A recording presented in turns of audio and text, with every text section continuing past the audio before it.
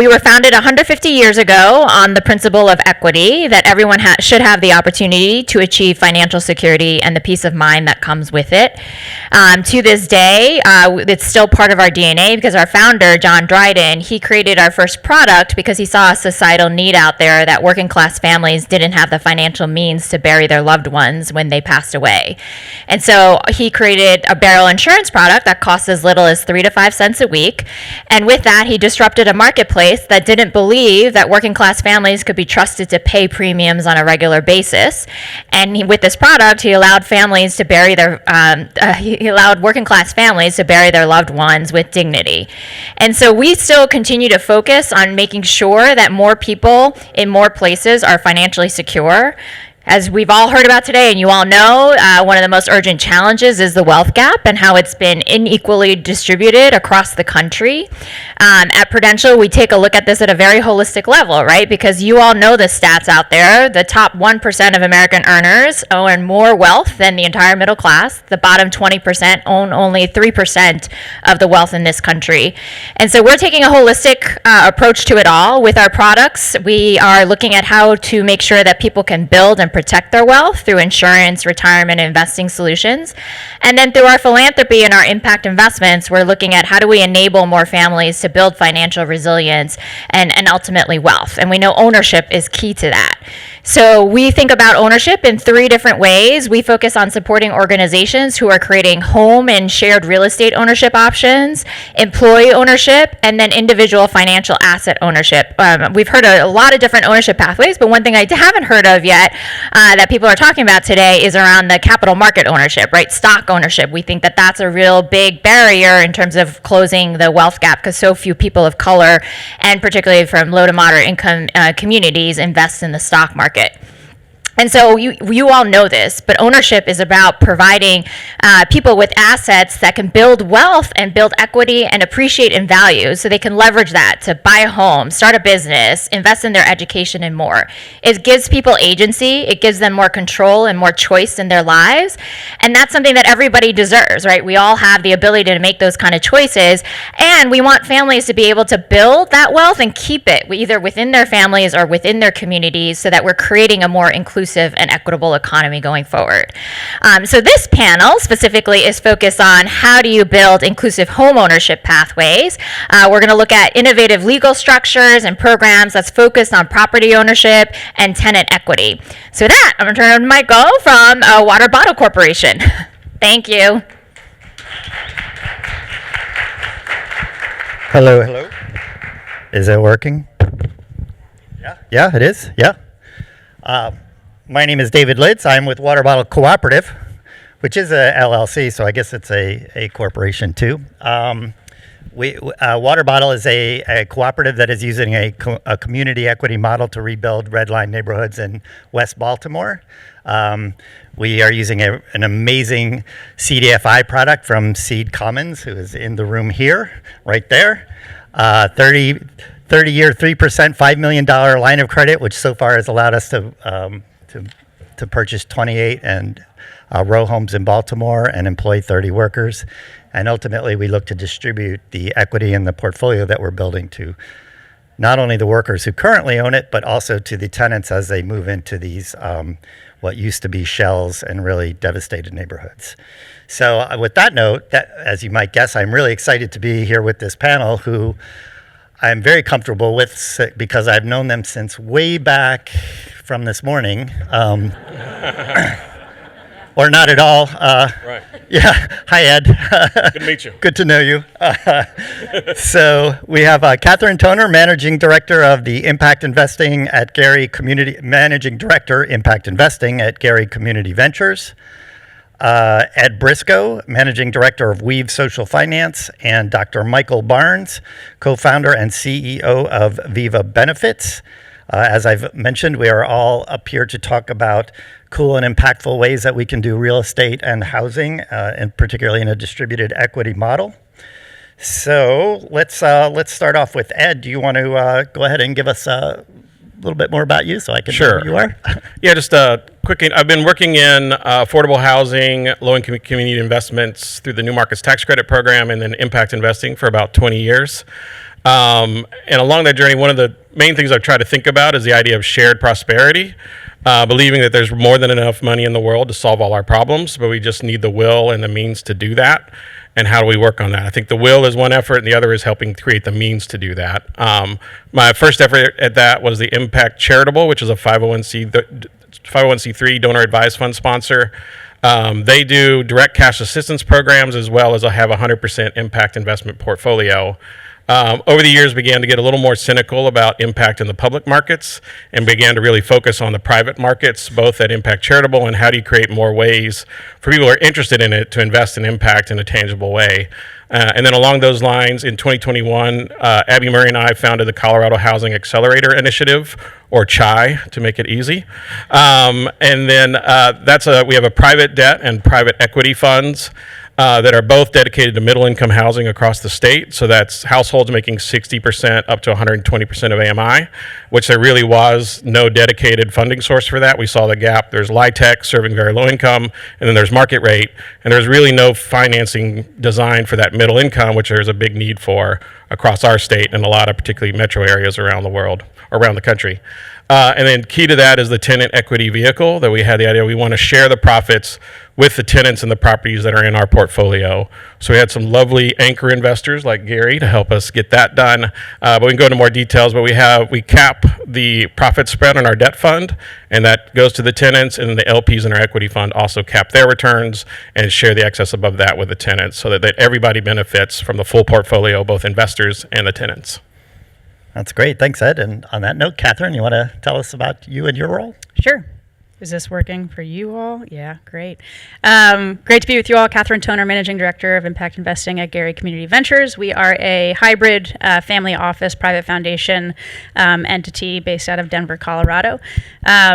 We are strong and proud partners of CHI, anchor investors in the equity fund, and we can talk more about kind of the different uses of capital, but provided a grant as well to test out the tenant equity vehicle in a private context and help scale that through our policy team and our policy initiative, Proposition 123, which we can talk in more detail about as well. But essentially finding a public pathway to scale for the tenant equity vehicle and concessionary debt and equity writ large to support workforce housing. Our broader portfolio is focused on family economic mobility and education. On the family economic mobility side, try to find solutions that increase families' income, decrease expenses, and increase assets. So essentially the P&L and balance sheet of a family in order to support economic mobility. And so we do that through our investments. We have a traditional grant-making function.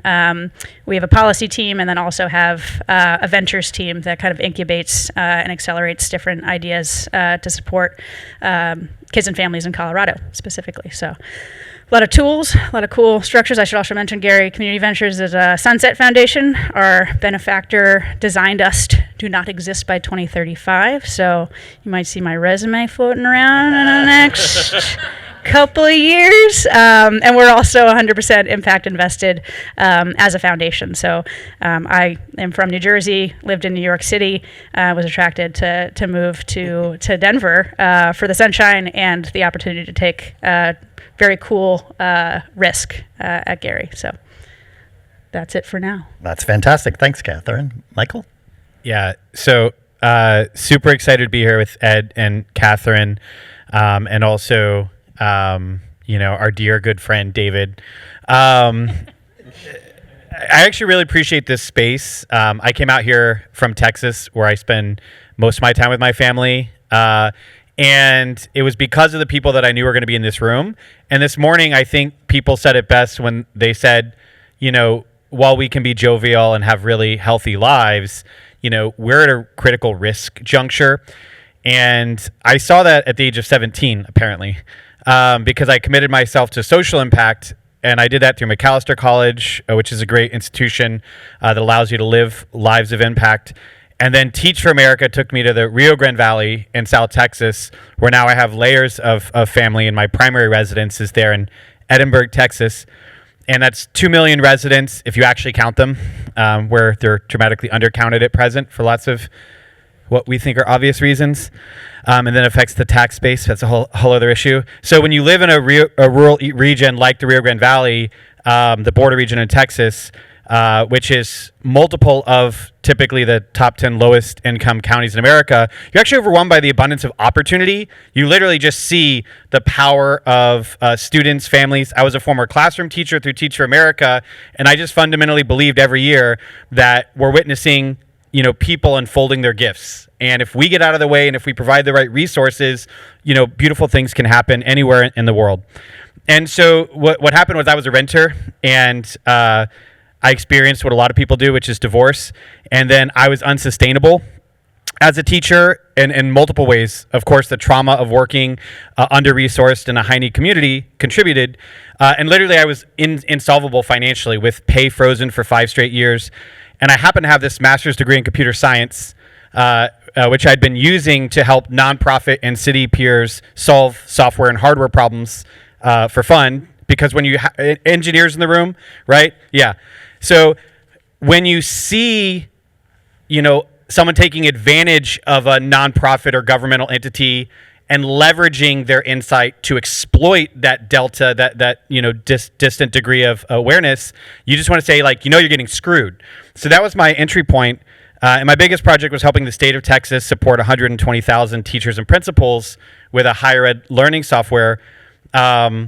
And I ended up in housing because I sold a company in ed tech that made cash profit. But truly in education in K-12, there is a deficit of resources, and you feel bad taking money from a kid, a parent, a teacher, a school. But in that same exact community, Rio Grande Valley, New York City, low income, affluent, obviously, a majority of those labor paychecks are going into the housing stock. So when we talk about community capital sources for multifamily housing apartments, we have to think about the collective $1 trillion that American renters of all demographics put into housing every single year, right? And I think that's one of the keys for me early on is the collective multi-trillion-dollar capital sources that we're all contributing, but we've become disconnected. And I think that's why the work that Weave is doing, Gary's doing, is great. I'll stop here because, get me going. We had a TED Talk come out, 17 minutes long, but my wife actually prefers sharing the Ownership Economy podcast when people are like, what does Viva do? Well, we do Viva Benefits. We help housing partners offer life-changing benefits to residents, access to doctors, tutors for kids, cash to save, invest, and buy homes. And our very first fund, which had a 60% return over 2 years, gave every resident 8% cash back that we then co-invested side by side with the investors so that they could build the essential wealth to make transition to their goals. So we are happy to be here and love this group. All right. Thanks, Michael. I feel like you touched upon our next question, which was to discuss the issues of the wealth gap between renters and homeownership, but we're also going to dig in a little bit deeper about talking about how that specific disparity impacts traditionally under-resourced or exploited groups. Yeah, so if you watch the TED Talk, there's a picture I took of my desk, which is in my daughter's room, which I took over during COVID. And it's very messy. When you look at me through the Zoom screen, as Ed and Catherine have done, it looks very clean. And there used to be a very dramatic crucifix on the wall from her grandma, and I felt bad taking it down, but it was also weird in the images for the first year or two. So I replaced it with a cartoon unicorn, which is kind of on brand. And so that was where I started this journey as a startup founder. Not a garage, because it's too damn hot in Texas. You'll die in a garage. But, my daughter's bedroom converted into an office. And the first thing I did when I opened up my laptop was start a log. I literally have 3 going on 4 years of my literal notes of all my research from day one. It's 2 Google Docs because it's 200 pages. And right away, we're going to hear a lot about renters. We're going to hear about homes and home ownership. None of the articles I see every day on LinkedIn talk about the demographics. When we say renters, we're talking about a majority of our historically under-resourced and underestimated communities, Black communities who, I'm going to go to the Hope Global Forums in Atlanta next week. The key concern is net Black wealth will be negative in the next several years if we don't take action in America. And Hispanic, Latinx communities, like my home community of the Rio Grande Valley, LGBTQ plus households, majority renter, single moms, 69% I have a 15-year-old. He's like, what about single dads?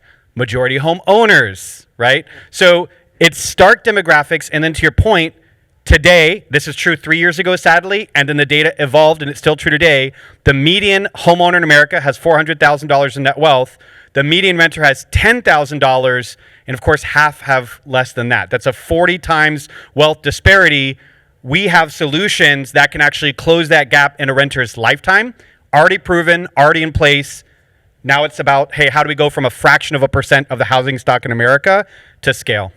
So I think that's the gist of it. Okay, very cool. Thank you.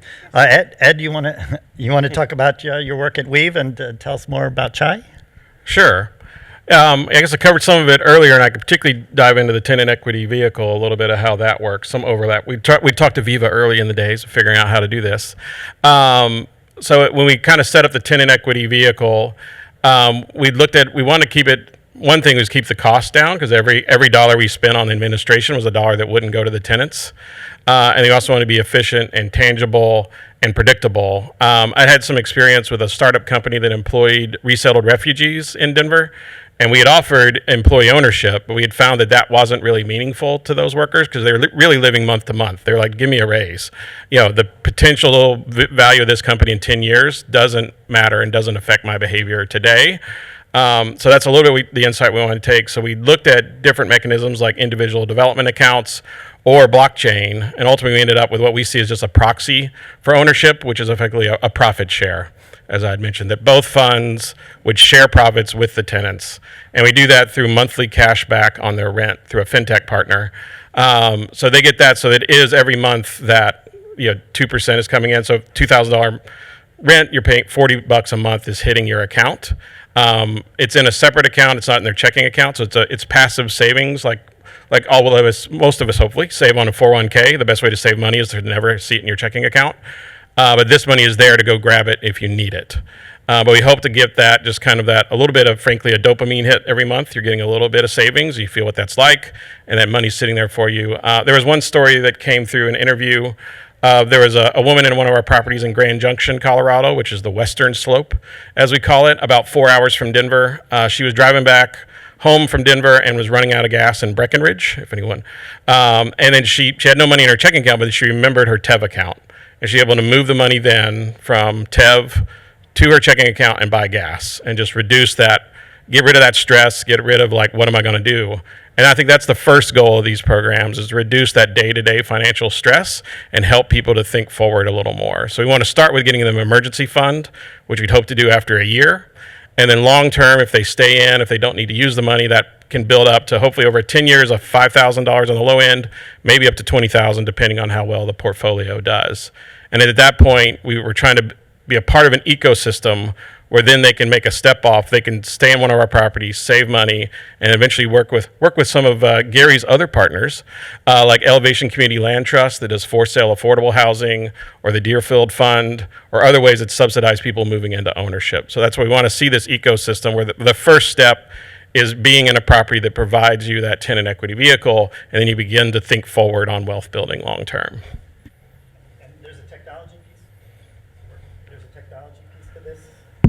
There's a technology piece to this. You have an app called Stake. Yes, Stake is the vendor. Their primary market is market rate housing, so they provide cash back as an alternative to concessions. And they had found that cash back every month has more effect on renters' behavior than a concession. So I think it's the same idea. Any upfront benefit or a back-end benefit doesn't affect behavior nearly as much as a consistent monthly benefit does. And we're trying to use that same mechanism that's more about reducing vacancy and turnover. And in our framework, we're using it to help build wealth. But it's the same mechanism, and ultimately we think that'll help the property perform better too, but that's not our primary goal, where their primary product is just a financial look at property performance. And just as one piece, our mechanism, since we share the profits from the fund level, it doesn't affect the property level NOI, so it doesn't affect underwriting or refinancing or the future of the property. It's all kind of behind that, so it doesn't limit you on the property level in terms of having other partners or others there. So that's one part that we saw, that they benefit from a portfolio and they're not tied just to their property. And ultimately, it's just a benefit to the property, but also a benefit to the tenants. So the stake app is a tenant app where they're able to look at their account balance and transfer funds and so on. Yeah, so they have it. It's like a Venmo account is the easiest thing. So the stake app will show what their savings could grow to over time. They'll get push notifications, text, emails every month when money hits their account. We actually did our first kind of annual bonus back in September, and we sent them a prompt I think a couple days before month end and kind of reminded them, pay your rent this month and you'll get even more cash back. And then we had about a 7% increase in on-time rent payment. So just a little bit, we want to remind them of that. So we're curious to see how that affects behavior if that bonus happens. But yeah, right now our minimum's 2%, and then we have that bonus. But yeah, I think that's easy access to that was a big piece as well. Yeah, that's amazing. That's amazing. Catherine, you're an investor in, you say chai or kai? Chai. Chai. In chai. And you've also worked on Colorado's Proposition 123, and there's a tenant equity vehicle piece to that. You want to talk on those topics? Yeah, absolutely. I should call out that Ed and Abby provided chai tea to investors as a Christmas thank you gift last year. Bhakti chai out of Boulder is the best, so use it. On-brand, reinforcing local economies. Yeah, so from the investor standpoint, I think we have the benefit of taking a holistic view and saw the same need that Abby and Ed came to in terms of using different types of financing to attract market rate developers, others in working in LIHTC who the economics, the NOI doesn't really make sense. You're either a LIHTC developer and pulling your developer fee, or you are a market rate developer, largely driven by the NOI. And I think from a high level, we at Gary, we have a employee ownership portfolio broadly focused on ownership as a strategy. Tenant equity is one of them, individual assets as well. And so I think our consistent view across the portfolio was similar to employee ownership, that the actual value of a company, the EBITDA that is generated, a multiple is applied to that EBITDA to value the company. In the same way that real estate, an NOI, a cap rate is applied to that to value the building. The workers themselves are generating the value in a given company, but not reaping the benefits. That is turned on its head through ESOPs and other forms of employee ownership. That didn't exist in the housing context. And so we worked with Chai. We had like a beautiful come to Jesus conversation in 2001, I think, where we both kind of arrived at the same conclusion. They were launching the two funds. I think you had as like number 6 of the wish list of doing tenant equity as part of the fund. And we were like, oh yeah, let's do that. And so worked together to essentially create a pilot that could create the pipeline and proof points for larger scale implementation at the state level. Through Proposition 123, which was passed by voters as a ballot initiative. I think it was like 50.4%. It was a very thin, but in the impact investing space, other than concrete returns, you rarely get like a black and white, yes, we want this, or no, we do not want this. And the voters wanted this.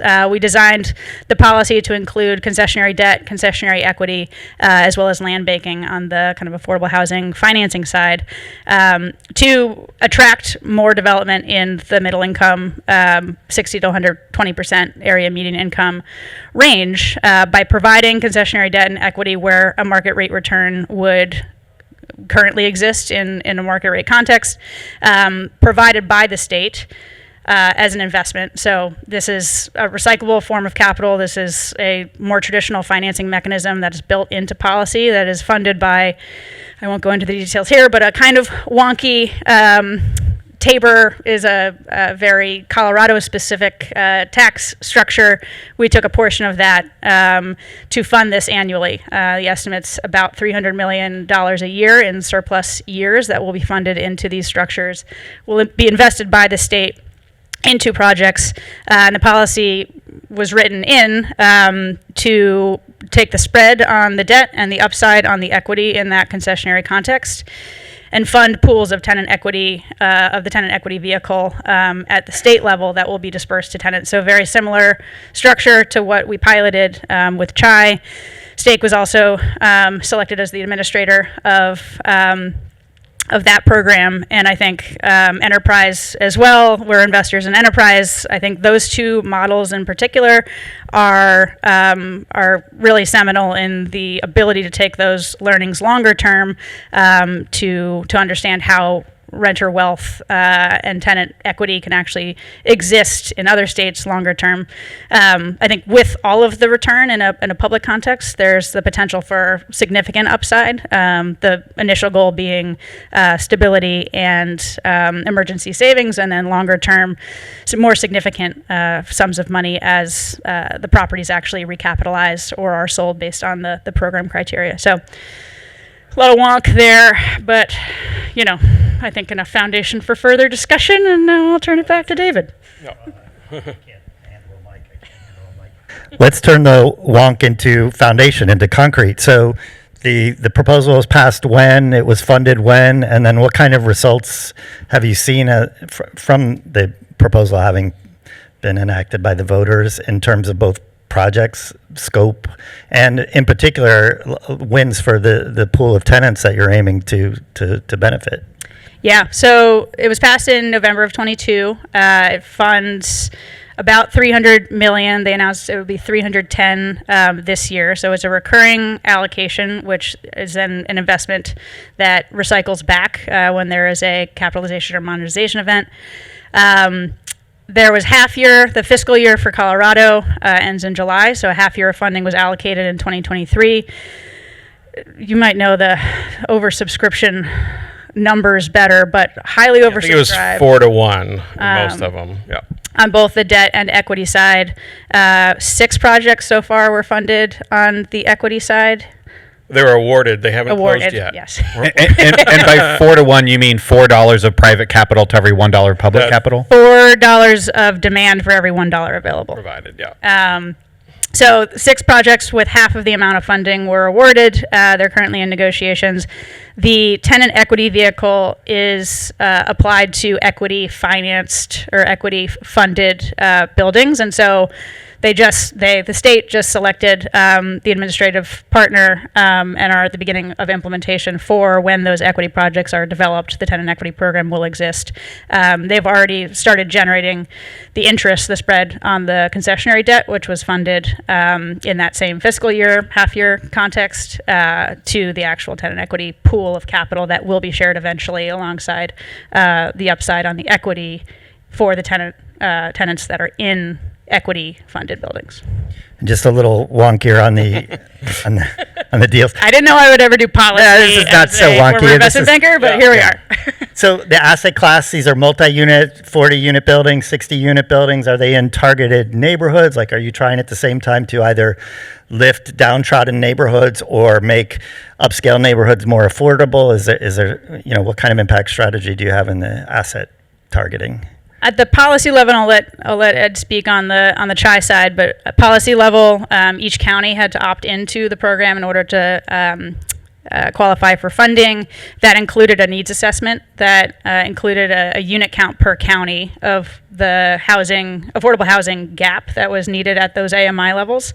And so to remain in compliance with that program, there's a 3-year period where you have access to that financing to apply for workforce development. Heavy focus on land banking to actually make the underlying property available for development and consider more affordable rents. And the longer term compliance period, counties have to reapply for compliance with that unit count development over time in order to remain eligible for those funds. But large focus on multifamily, higher density housing, and we also have a lot of modular activity in the state that supports lower cost development as well. Okay, great. I think I could add real quick. Yeah, My please. comment on deals not closing. The debt, some of the debts has closed. In fact, we got taken out on one of our land loans by a land loan. From them, we had to move fast to acquire it from a private seller in Trinidad. The equity program, which is really mezz debt, those have not closed any deals. And I just say for CHI's standpoint, there's still a role for private or philanthropic money to come in alongside. Even though the government program's big, it's still not enough. based on the oversubscription. So that's part of our role, is how do we bring in philanthropic private money alongside that program to help it go further and do better. So we are working with 3 of the private equity or the equity fund winners, and at least in terms of distribution, I think it is. They are looking to distribute it around the state, and I think project sizes have ranged from, I think, 40 up to 300. But there's a cap of 15 million per deal, so the 300 unit, the 15 still doesn't move enough. Yeah. And then some deals, but there's a wide variety, but it's kind of spread across the state. Okay. All right, so let's pivot now to technology and the law.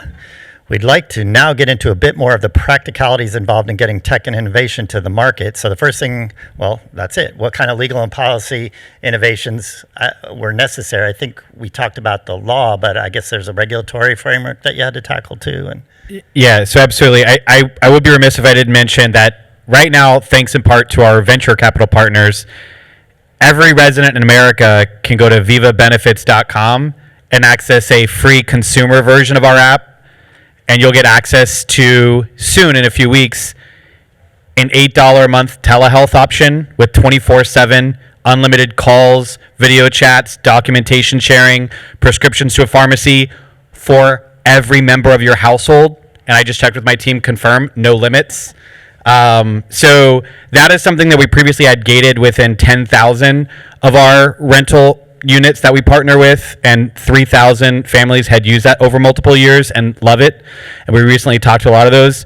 So to the term of technology, when you work at this for multiple years, you both support the institutional efforts of the governor. I think has been very instrumental in Colorado, Governor Polis, of that.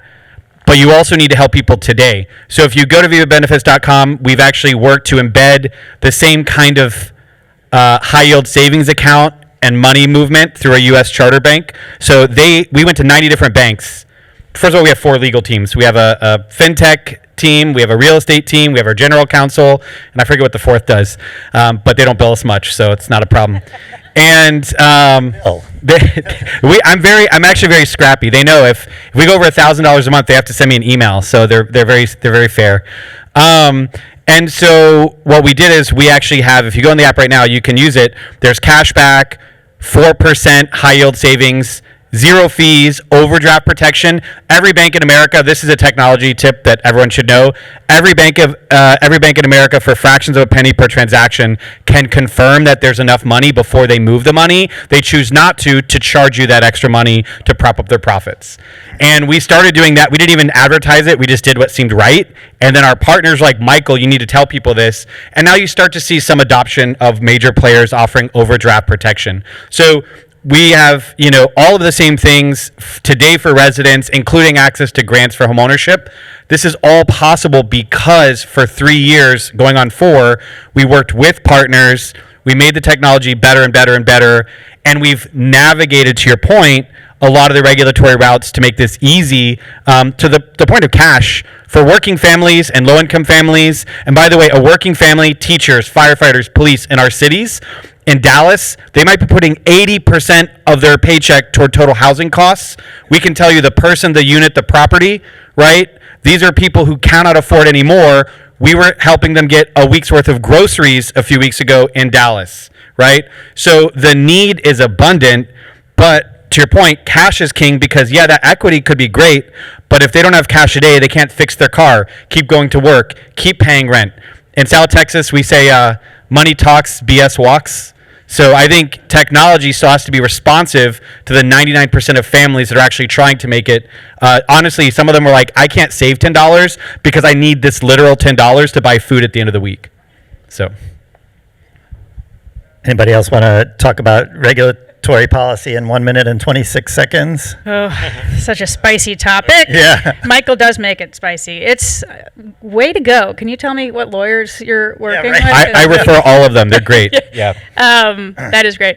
I think on the policy side, I talked about what was kind of built into the policy. I think the thing I would want to underscore, which I think the impact investing lens in the ownership movement talk about kind of ownership investing is the use of existing financial models and the need to not change too much in order to conflict with existing systems and flows of capital is the key to actually innovating within those systems. And so I think what Michael's doing with Viva, what Stake is doing in the program that we're running is essentially building within the system a defense against attacks against that system. So the cash back structure is the same that you and I use for our city double cash rewards card that we apply to a given charge or our statement at the end of the month, which is tax free. Is not an underlying security, which is an important thing to kind of differentiate between the cash back, which is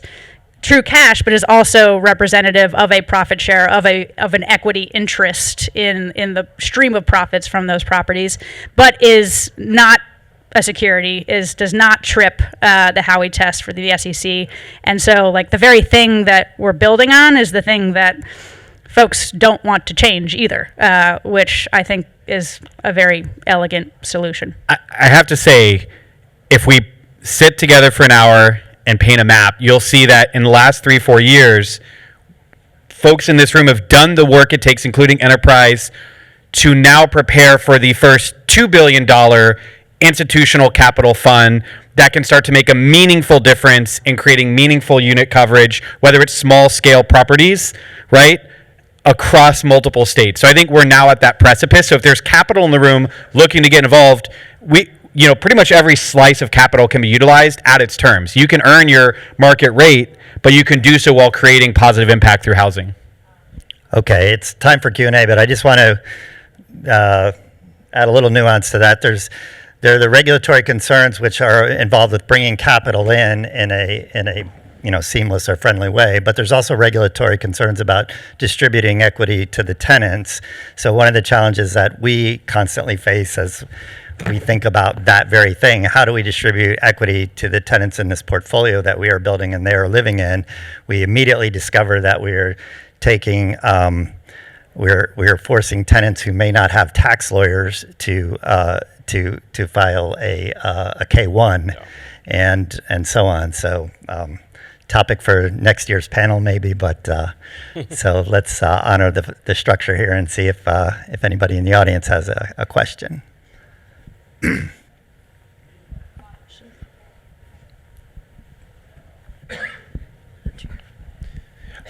David, I had a chance to see what you're up to on the ground in Baltimore, and I was wondering if you could just give us a status of some of the workers you mentioned. How are they doing? How are some of the houses doing? How are some of your local partners, investors? Give us a little update as to what you're up to in Baltimore especially. I'm the moderator. Am I allowed to do You that? are Yeah, absolutely you have allowed.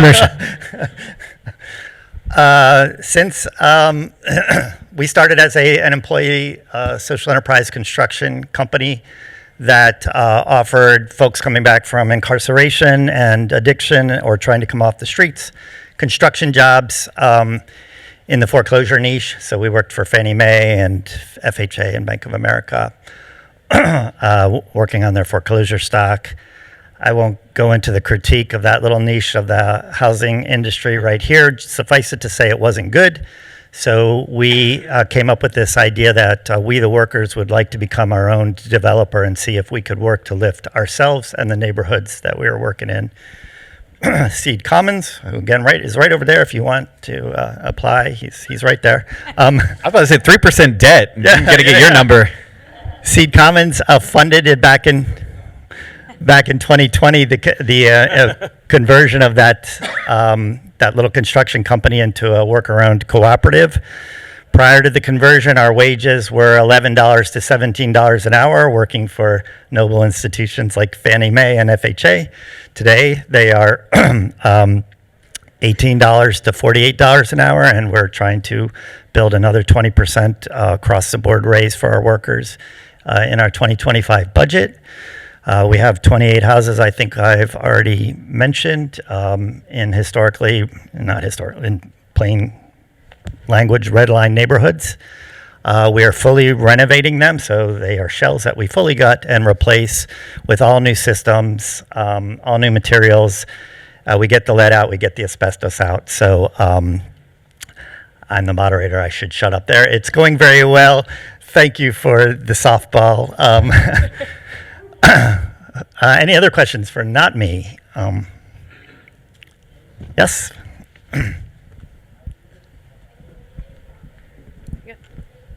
Hi, I'm interested in how all of you think about housing quality and healthy housing as part of your approaches. I'll be brief.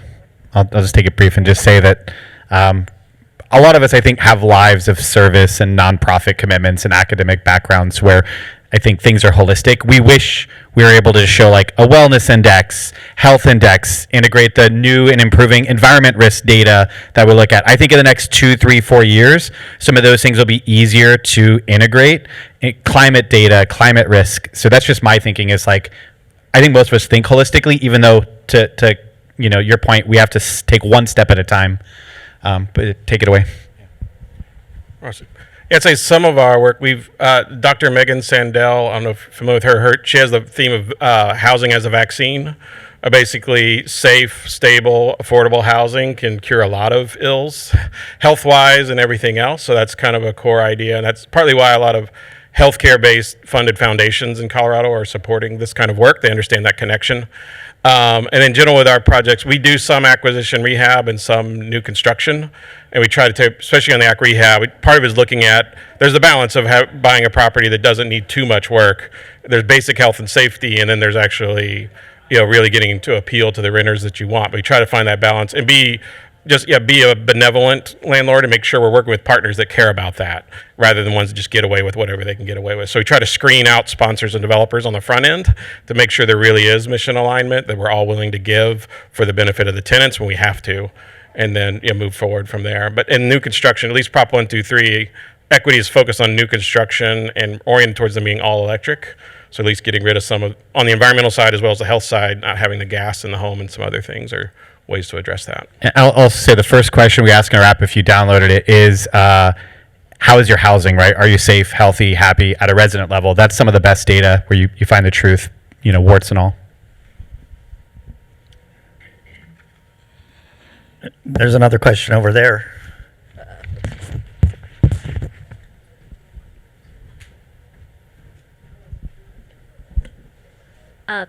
Thank you. I know you mentioned some resident services that you provide, as part of the tenant equity programs. I'm curious if you're doing anything around building community or addressing things like loneliness or maybe not civic engagement, right, but a sense of kind of community engagement.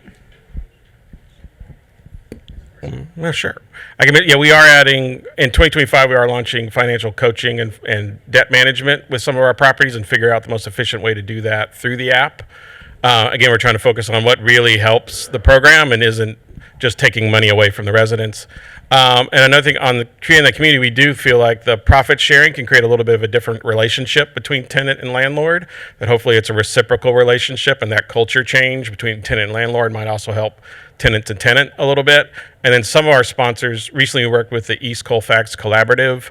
They have a middle income neighborhood trust model, and we help them buy their first building, and they're definitely oriented towards community. They're a nonprofit in that group. And if some of you familiar with what's happened in Aurora, Colorado recently, some of their goal might be to buy those slumlord properties that have been in the news about gangs and then kind of turn them into a new community. So that's kind of the redemptive story of some of these places that are run by slumlords and a detriment to the community, and how do you transform those through a different relationship as well as just the physical work on the buildings. I'll also say that in my academic research, I focus a lot on this community schools model, where the school is a center through which you can both identify and address a variety of sort of Maslow's hierarchy of needs issues, taking that to housing is kind of our actual like core DNA. It's arbitrage and it's smart because more capital from the community is flowing into the housing than the schools. And even in my like mixed, single family home neighborhood, it's harder to convene people. Where we've gone to traditional apartment communities, whether affordable or workforce housing, right? You can actually gather people in a clubhouse. They love to have lunch. So we find that incidentally in trying to deliver outcomes and reach residents. For the food security issue, we organized an opportunity fair. There was a bounce house, pizza, pumpkins that people like to take and carve.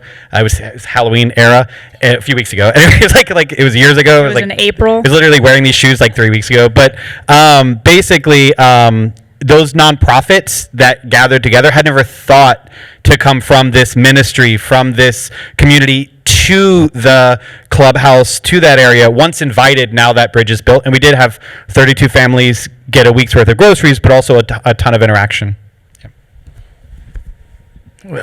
Down to 43. Oh, good. Yeah. I got time. Yeah. Hi, lots of time. I'm Talib Gray's man, so I'm a part of Partners in Equity. We place patient affordable capital for Black and brown business owners to go from renting to owning commercial real estate. And first of all, I hate rent. Like, I didn't even like renting my hotel room last night, the Fairfield Inn in beautiful New York for $400. It's crazy. But one thing I just wanted to ask you all a question about, like, you all, a lot of conversations have been about housing, and we think a lot about the commercial corridor that surrounds the neighborhood and ownership, which we're a big proponent of. So love to hear anybody's thoughts about, ways your models or other investors can come in to help, strengthen the entire corridor adjacent to the housing. I think there's a lot of opportunity in the community land trust model to facilitate that.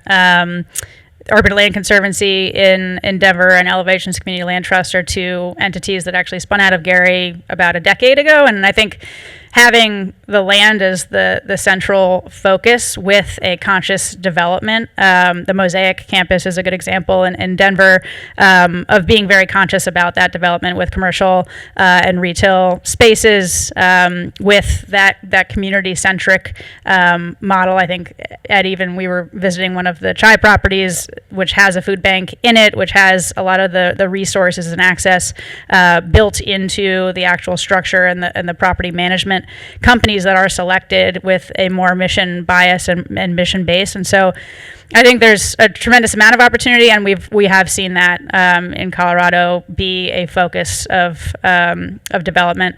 There's also the Montbello development in Colorado. This is the Colorado panel, you guys, which has its own grocery store. They're working on finding a vendor for the grocery store in that development, along with housing and other community services. And so absolutely a focus. I think there's always opportunity to keep that central to more individual developments, and I think something that we're talking to the state as well about in Prop 123. And Michael, I can feel the energy. I just gotta say, if you hate rent, we also created, we're being low key, we're gonna hype it in January, the first ever consumer facing map of all government subsidized housing, whether it's privately or publicly managed, on our app and on our website. So our own marketing manager in Tampa, we're distributed, she was able to find like a $500 cheaper rent, a block away from where she was looking to rent. And Pad Split out of Atlanta. I'm going to have coffee with Atticus next week. We are also an investor in Pad Split. They just launched in Denver. And Atticus is an investor in us, so by association, yeah. So but Pad Split helps actually dramatically reduce the cost of rent to $500 per week, or depending upon the market, even per month in some communities, using social housing, rent by room, basically. So right now, you can find cheaper rent, but on the community stuff, if you go to the city of Atlanta, Mayor Dickens, there's a rallying cry around the community. I think if you want to integrate commercial and residential, look at Colorado, what they've done there, look at Atlanta, look at the city of Austin. We have about 40 different partners that are doing a coalition type stuff. I think that's where you can get the most traction. I'd like to take this one. So we're operating in economically destroyed blocks of Baltimore. Like, there's no... Okay, what part? West Side, right on, man. Sandtown, Winchester. So right? So there's no strip malls there for somebody to invest in and hope that a retail business occupies. But if you take a thesis that you invest $5 million or $10 million or $20 million in a 10 by 10 block area to rebuild those areas, suddenly you have 30 to 100 construction workers making $20 to $50 an hour who rent some of those houses, who need to go get some lunch and need to go get their groceries and need to get their cars repaired and need to go hire a tax lawyer because they're making so much money now. And so it's organic, right? So now you're rebuilding a neighborhood and not like orchestrating the development of that, but you're just investing directly in that neighborhood and letting it grow. But in the spirit of this conference, the reason we are all here, from the outset, you're creating a distributed community equity model so that as those businesses start to land and grow, they are in fact owned by the community, and it stays that way forever. Warren Buffett doesn't come in and take that away. It stays that way. Sandtown, Winchester residents own the wealth they built forever. So I can't help. Down the street, there's the AFL-CIO Housing Investment Trust. A good friend of mine just started working there. They use the pension fund for union workers to buy and build, right, housing supplied by union workers. So creating the economic opportunity through housing is very circular. So I think that's one where we see the success. But also just remember, your pension funds, private, public retirement funds, they're already being utilized to pay for a lot of this housing. That's your money and they're fiduciaries. So you can use assets if you can start to close the distance between, your ownership and your control over those assets. Okay, we got to stop. Feels like we're just starting to have fun. I don't know about you all, but now I'm like really jamming. Okay, well, I want to thank our panelists and thank you all. And